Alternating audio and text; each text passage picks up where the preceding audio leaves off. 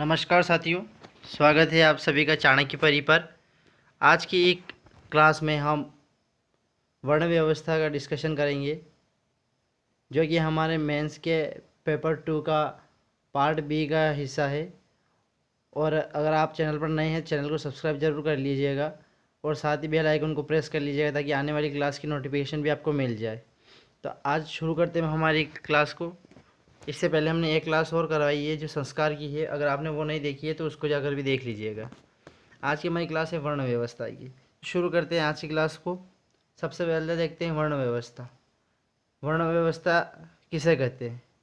तो जो वर्ण व्यवस्था है, तो ये जो सामान्य रूप से जो है वो ब्राह्मण, क्षत्रिय और वैश्य, किस किस का, ब्राह्मण, क्षत्रिय, वैश्य और शूद्र का 4 भागों में वर्गीकरण किया गया था, उसे वर्ण व्यवस्था कहा जाता था।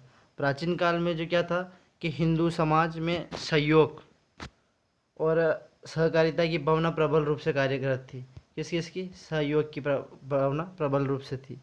और इसी भावना के अनुसार जन्म से ही व्यक्ति के क्रियाकलापों और जो उसकी सामाजिक स्थिति का निर्णय हो जाता था।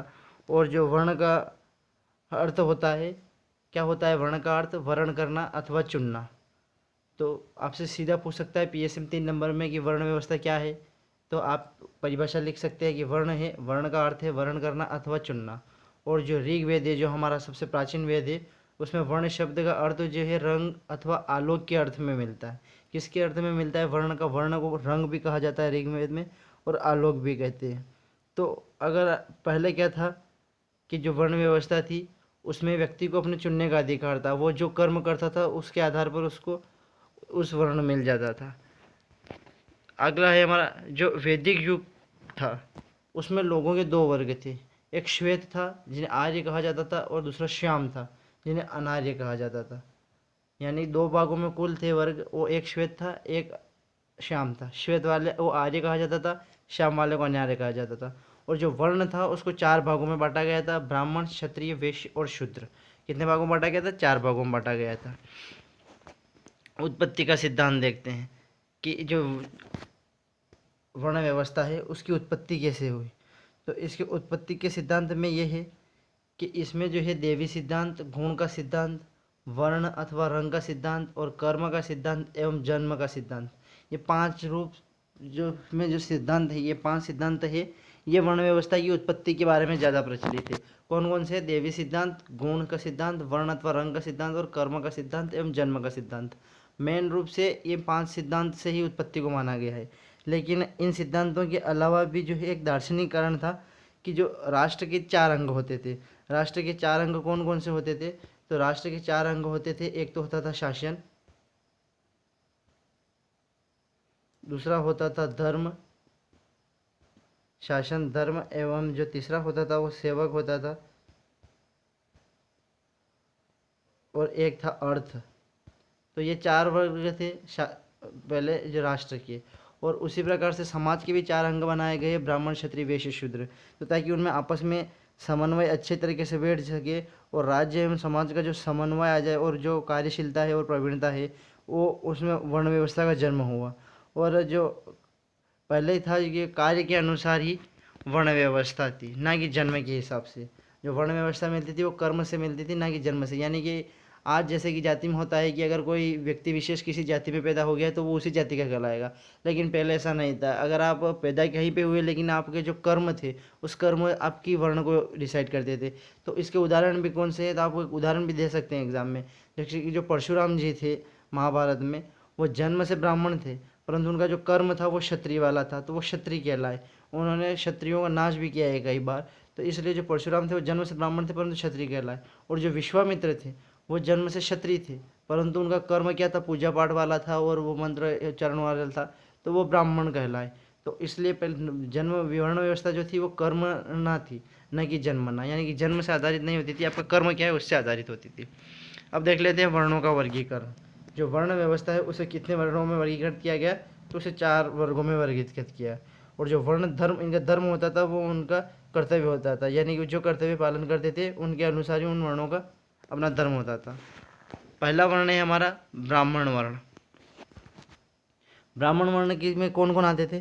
तो जो ब्राह्मण वर्ण था वो जो वैदिक युग था उसके अनुसार क्या था कि जो प्रवचन देना है, यज्ञ करना है, हवन करना, दान स्वीकार करना, ये जो है ये ब्राह्मणों का कर्तव्य होगा। लेकिन जब महाभारत का शांति पर्व है तो उसमें सामान्यतः ब्राह्मण धर्म की व्याख्या करते हुए कहा गया है कि क्रोध न करना, सत्य, धन बांटकर भोजन करना, अपनी पत्नी से संतान उत्पन्न करना और पवित्रता, अद्वेष, कोमलता आदि जो है वो वर्ण जो है वो ब्राह्मण जो थे उनके धर्म थे। तो कुल मिला के ये है कि ये जो ब्राह्मण थे सात्विक जीवन निर्वाह करेंगे, आचरण में पवित्रता रखेंगे, धर्म संबंधी ज्ञान अर्जित करेंगे और जो धर्म का ज्ञान जो है उसका प्रचार प्रसार करेंगे, यानी कि हवन पूजा पाठ करेंगे, मंत्रोच्चारण करेंगे, तब जब करेंगे तो वो ब्राह्मण वर्ण कहलाता था। ये धार्मिक अनुष्ठान का संपादन करते थे और जो छात्र होते थे उनको ज्ञान प्रदान करने का कार्य करेंगे। यानी कि जो आज हमारे गुरु टीचर कर रहे हैं तो वो पहले जो ये करते थे उनको ब्राह्मण कहा जाता था। तो ये ब्राह्मण, अगर कोई व्यक्ति किसी भी वर्ण में पैदा हुआ लेकिन उसके कर्म ये है कि जो वो सात्विक जीवन निर्वाह कर रहा है, आचरण में पवित्रता है, धर्म संबंधी ज्ञान है, तो वो ब्राह्मण वर्ण में होता था। उसके जन्म से उसका वर्ण डिसाइड नहीं होता था। अगला है हमारा क्षत्रिय वर्ण।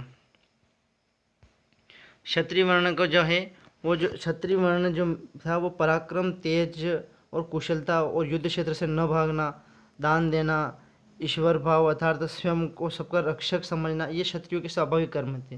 और जो क्षत्रिय वर्ण का जो डिसाइड किया गया था उसका ये प्रावधान था कि ये जो समाज की सुरक्षा की दृष्टि से किया गया था। जो क्षत्रिय थे उन का वर्ण जो है वो समाज की सुरक्षा की दृष्टि से किया गया था और क्षत्रिय के लिए अनिवार्य था कि वे प्रजा की रक्षा करेंगे, समाज में शांति व्यवस्था बनाए रखेंगे और धन व बल अर्जित करेंगे। ये क्षत्रियों के मेन दायित्व थे। और जो गीता है हमारी उसके अनुसार कहा गया है क्षत्रिय वर्ण के बारे में कि शौर्यम तजो धृति दाक्षयम युद्धे चाप्य प्लायनम दानमीश्वर भावश्च क्षात्र कर्म स्वभावजम। यानी कि जो शौर्य और तेज है वो धारण करेंगे और युद्ध में चपलतापूर्वक रहेंगे और भागेंगे नहीं, और दान मतलब बांटेंगे, ग्रहण नहीं करेंगे। ग्रहण करना किसका काम था? ब्राह्मण वर्ण का था। लेकिन दान ईश्वर भावश्च, यानी कि भावपूर्ण दया भावना से दान करेंगे और जो है अपना यही जो है क्षत्रिय कर्म था। स्वभाव में उनके जो स्वभाव था वो ये क्षत्रियों का था। अगला वर्ण है हमारा वैश्य वर्ण। वैश्य वर्ण जो था वो 4 वर्णों में वैश्य वर्ण का विशिष्ट स्थान था, क्योंकि वैश्य वर्ण किसको कहा गया था? तो वैश्य वर्ण जो है वो व्यापारी वर्गों को कहा गया था। कुल मिलाकर जो बिजनेसमैन होते थे उनको वैश्य कहा जाता था। और ये वर्ण जो था वो समाज की उदर पूर्ति संबंधी व्यवस्था को भार सौंपा गया। यानी कि उदर का अर्थ क्या होता है? पेट। यानी कि जो किसी पेट भरने की जो संबंधी सारी व्यवस्था थी, जैसे कि अन्न उगाना या बेचना करना, लोगों को उपलब्ध कराना, उस सब का काम जो है वो वैश्य वर्ण करता था। तो इसका जो था विशिष्ट स्थान था। जो मनुस्मृति है उसके अनुसार जो है वैश्य वर्ण के बारे में कहा गया है कि पशुनाम रक्षण दान मिज्याध्ययन च वनिक पथरम कुसिदम च वैश्यस्य कृषि में च। जो वैश्य थे वो कृषि भी करते थे, पशुओं की रक्षा करना, दान करना और धन उपार्जित करना, ये आदि वैश्यों का धर्म था मनुस्मृति के अनुसार। अगर आप अपने जो आंसर लिखेंगे मेंस के, उसमें अगर इस तरह की कोटेशन डाल देंगे तो आपके जो है 1 या 2 नंबर अपने आप बढ़ जाएगा। अगला है हमारा शूद्र वर्ण। जो वर्ण व्यवस्था थी उसमें एक ही दोष तो बहुत सारे थे, लेकिन एक मेन दोष ये था कि उसमें शूद्रों को बहुत उपेक्षित नज़र से देखा गया था। उसमें शूद्रों का कुछ था ही नहीं उनके लिए करने को। उनको बस ये कहा गया था कि अगर आप जो ऊपर के तीनों वर्ण हैं उनकी सेवा करेंगे और आप अपना कुछ नहीं करेंगे, ना आप अपना धन उपार्जित करेंगे, ना अपना मकान घर बनाएंगे, आप उनकी सेवा ही करेंगे। अगर आप उनकी सेवा करेंगे तो आपको जो है स्वर्ग मिलेगा। क्या मिलेगा? स्वर्ग मिलेगा, ये कहा गया था। और वो द्विज सेवा थी कुल मिला के इनकी, कि स्वर्ग की प्राप्ति कामना से ये ब्राह्मण, क्षत्रिय और वैश्य इन तीनों की सेवा करते थे। और जो इनका स्थान था वो निम्नतम था और धन का अर्जित करना इनके लिए बिल्कुल मन्ना था। और जो मनुस्मृति है उससे ये ज्ञात होता है कि धर्म कार्य और मंत्रों का प्रयोग, यानी कि ये कुल मिलाकर हवन पूजा पाठ भी नहीं कर सकते थे। इनके पास सिर्फ एक पाक यज्ञ करने की अनुमति दी गई थी। कौन सा यज्ञ करने की अनुमति दी गई थी? तो सिर्फ एक पाक यज्ञ करने की अनुमति दी गई थी, उसके अलावा इनको कुछ नहीं किया गया था। और जब ये वो यज्ञ करते थे पाक यज्ञ, वहाँ पर भी ये मंत्रोच्चारण नहीं कर सकते थे। ये कुछ भी कमाते थे वो किसके लिए कमाते थे? वो अपने स्वामी के लिए कमाते थे। किसके लिए? अपने स्वामी के लिए। इस प्रकार शूद्रों को बहुत उपेक्षित होना पड़ा है इसमें वर्ण व्यवस्था में। तो अब वर्ण व्यवस्था का महत्व क्या है वो देख लेते हैं आप। तो हमने क्या देखा कि पहले वर्ण व्यवस्था के अर्थ देख लिया उसके प्रकार देख लिए, वर्ण व्यवस्था कितने भागों में विभाजित थी। अब वर्ण व्यवस्था का महत्व देख लेते हैं। कुल मिलाकर अगर आप वर्ण व्यवस्था से आपको 3 नंबर का क्वेश्चन भी आता है तो आप वो भी कर लेंगे। आपका लघु उत्तरीय प्रश्न आता है तो आप वो भी लिख सकते हैं इस आंसर के द्वारा। और अगर आपको दीर्घ उत्तरीय भी लिखना आता है तो आप वो भी लिख सकते हैं इसको। तो हमने उस प्रकार से ही प्रश्न के हिसाब से ही पूरे इस चैप्टर को हमने डिज़ाइन किया है। और आपको ये इसका जो PDF है वो हमारे टेलीग्राम चैनल पर मिल जाएगा, और इस टेलीग्राम चैनल की लिंक नीचे डिस्क्रिप्शन में दी गई है, तो वहाँ से आप ओपन करके इस PDF को डाउनलोड कर सकते हैं। वर्ण व्यवस्था का महत्व देखते हैं।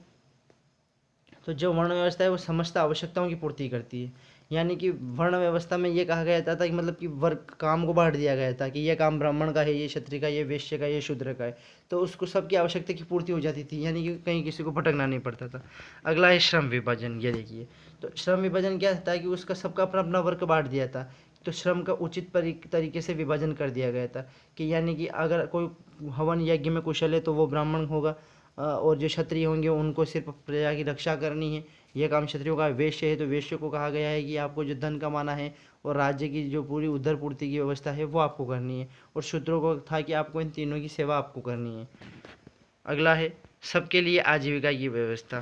तो इसमें क्या है कि ब्राह्मण, क्षत्रिय, वैश्य और शूद्र चारों वर्णों के लिए जो है आजीविका की व्यवस्था इसमें दी गई है। अगला महत्व इसके क्षमताओं का उचित मूल्यांकन। जिसमें जैसी क्षमता होती थी उसको वैसा मूल्यांकन किया जाता था उसका, तो उसी प्रकार से उसको उस वर्ण में डाल दिया जाता था। तो इससे क्षमताओं का भी उचित मूल्यांकन होता है। अगला है प्रतिस्पर्धा के द्वारा व्यक्तित्व का विकास।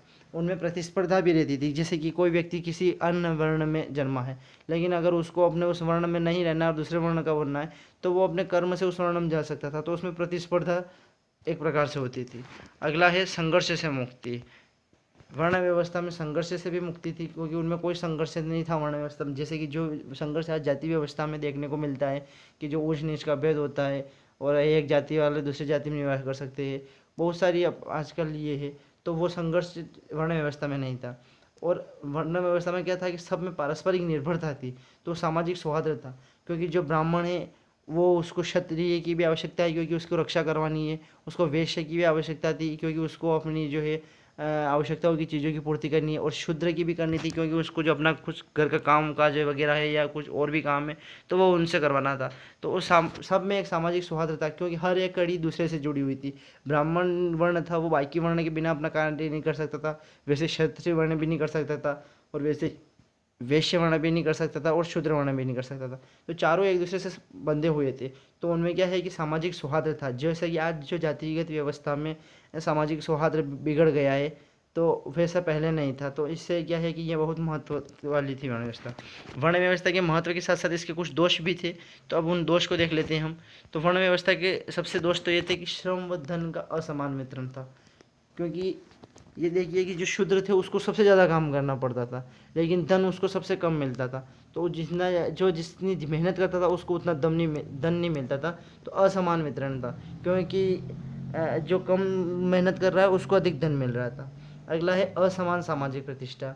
तो वर्ण व्यवस्था में भी ये दोष था जो आज जाति व्यवस्था में, कि वो सामाजिक प्रतिष्ठा थी वो उसमें असमान थी, क्योंकि ब्राह्मण को ऊंची दृष्टि से देखा जाता था, अगर वैसे ही अगर शूद्र को देख लेते तो शूद्र को नीचे की दृष्टि से देखा जाता था।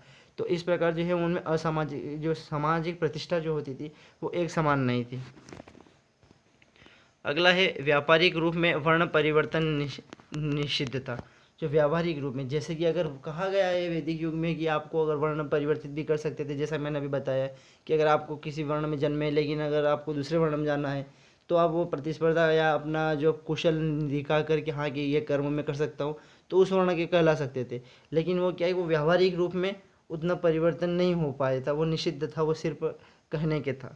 अगला है वर्ण परिवर्तन का प्रयास। इसमें वर्ण परिवर्तन के भी बहुत प्रयास होते थे, ये दोष था इसका भी। और वर्ण भेद का भी विकास नहीं हो गया इसमें।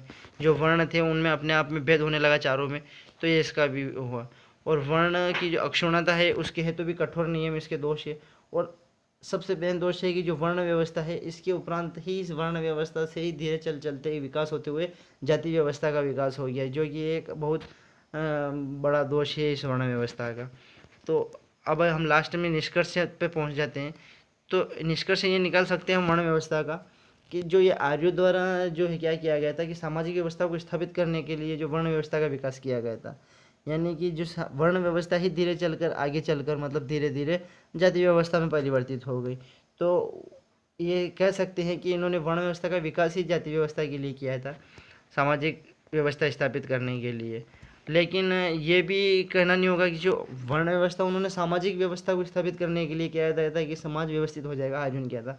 लेकिन मानव ने क्या किया, कट्टर बुद्धि सुनियोजित ढंग से वर्ण व्यवस्था को जाति व्यवस्था में बदल दिया और ये घातक व्यवस्था बन गई जाति प्रथा आज के लिए, क्योंकि इसका सामाजिक सौहार्द पूरी तरह से बिगड़ गया है। तो इस प्रकार से वर्ण व्यवस्था को आज हमने पूरा डिस्कशन कर लिया है। अगर आपको इसमें 3 नंबर या 5 नंबर या 11 नंबर जिस भी नंबर में आपको क्वेश्चन मिलता है आप उसमें लिख सकते हैं आपको। और ये आज का हमारा वीडियो यहीं ख़त्म करते हैं, फिर नेक्स्ट किसी क्लास में मिलते हैं। और अगर हाँ चैनल पर नए हो चैनल को सब्सक्राइब जरूर कर लेना, ताकि आपको आने वाली वीडियो की नोटिफिकेशन भी मिल जाए और आप बेल आइकन प्रेस कर लेंगे तब। और लाइक कर दीजिएगा और साथ ही अपने दोस्तों में भी शेयर कर दीजिएगा। मिलते हैं नेक्स्ट वीडियो में। जय हिंद, जय भारत।